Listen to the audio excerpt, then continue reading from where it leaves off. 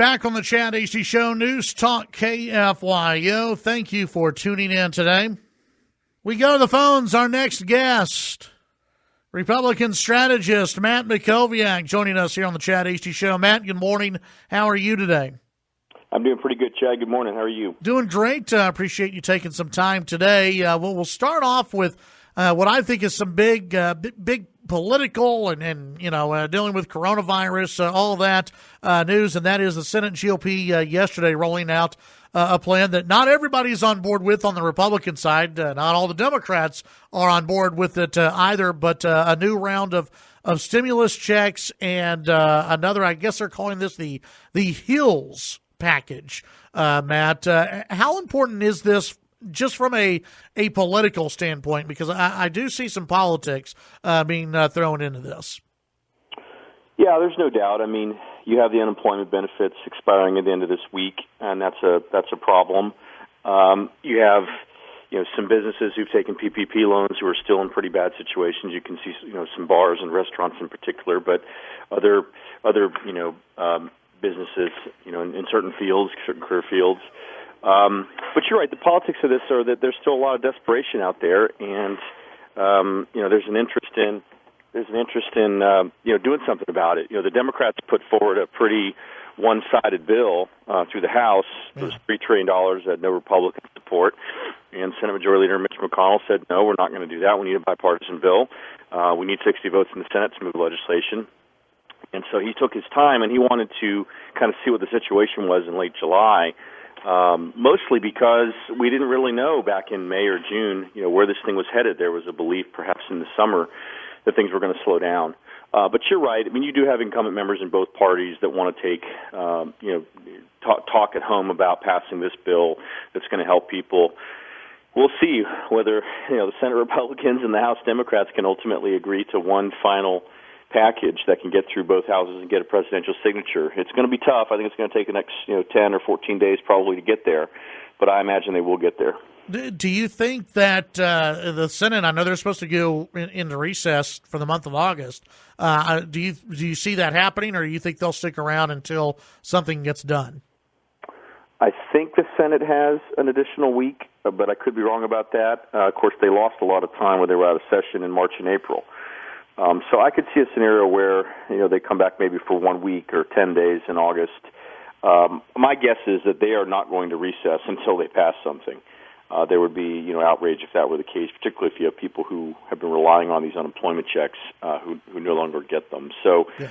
Look, legislative action, having worked on Capitol Hill for 4 years, I can tell you it only comes when deadlines are right in front of you. And so with those unemployment checks running out at the end of this week, that's going to be a deadline that's going to be very real for every senator, every member of the House, the administration, everyone. They're all going to be under pressure if they don't take action by the end of this week or very, very early next week. Would you be surprised if, because the Republicans have said, the $600 additional, unemployment, that's too much. I think they've kicked around the idea of maybe, $200. Would you be surprised if they totally gave in and went back to the $600 a week? I would, and I think the Democrats in the House are certainly going to try to do that. But ultimately, you got to get to a conference committee, and it's got to get worked through in that way. I do think that's a breaking point. There's a very real concern. This is not about anything other than believing that it's a disincentive for people, in terms of going back to work. And if you look in the service sector, particularly in restaurants and bars, I know I've heard it from friends of mine who are in that sector, that it is a disincentive, that they're calling their employees back, and their employees are saying, "No, I'm making more money not working than I am working." That is really that's a disincentive. That's a huge problem to getting back to work, to getting our economy back, to saving these businesses. So, you have to help people who are in desperate situations, but I think it's pretty hard to explain why someone should make more money not working than working. And of course, when you look at all the debt we're taking on, we're at, I think, $23 or $24 trillion in national debt now. We've really got to sober up, and that is one of the breaking points, I think, for Republicans, and that's part of the reason it's taken some time, is that Republicans have tried to all get on the same page about how expensive the bill should be, about how generous it should be for unemployment benefits, et cetera. Visiting with Matt Mackowiak here on the Chad Hasty Show. Matt, something that you've talked about this numerous times, and it looks like some of the national folks are coming around to your way of thinking when it comes to Biden's VP search. You had Politico with a piece out just the other day. Biden's VP short list comes up short. It seems like a lot of folks are taking the opinion now that you've taken, which is Biden boxed himself in way too much on this VP search. No question, by making this ridiculous statement that he had to pick, he was, committing to picking a woman.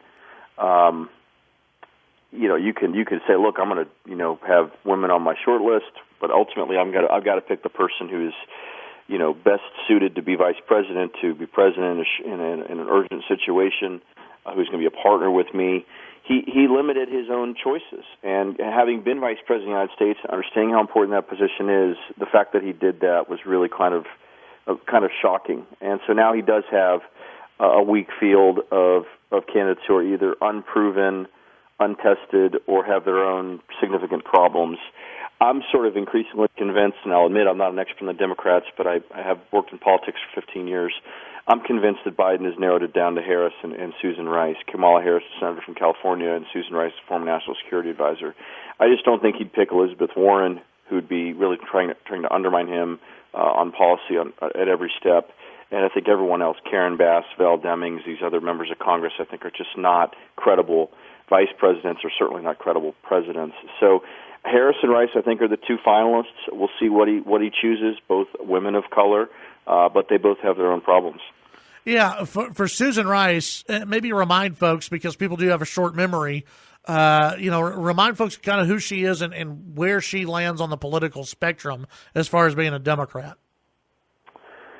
Yeah, well, first of all, she's been a national security voice really for her whole career, and that raises, questions for probably Democrats. Where is she on issues? Does she know anything about all the other issues that presidents and vice presidents face? But she was a national security advisor for President Obama. If memory serves, I think she was. I guess she wasn't Secretary of State. I thought she was, but I guess that was Hillary and then John Kerry.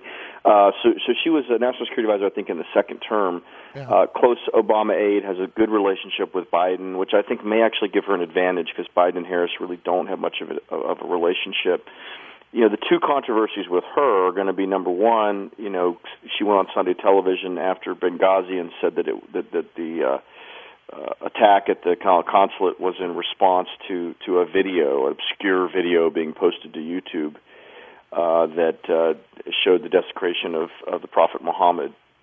That was not what the intelligence community said at the time, and it's been disproven since then. And I think she has actually apologized for it, but it's a huge, black mark, I think, on her record. I think the second problem is that she was in the middle of all this Russian collusion stuff at the end of the Obama administration, including I forget the exact date, but it was in January, the January meeting in the Oval Office with Vice President Biden and President Obama when the Logan Act was discussed and everything else, which you're going to hear more about, I think, even as soon as this week.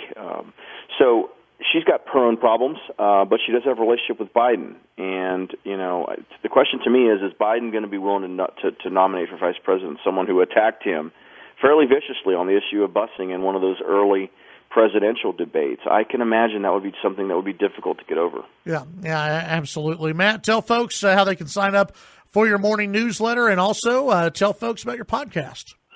Yeah, the newsletter is called Must Read Texas. We take all the top news from around the state, deliver it in one clean and easy-to-read email by 9 a.m. each weekday morning.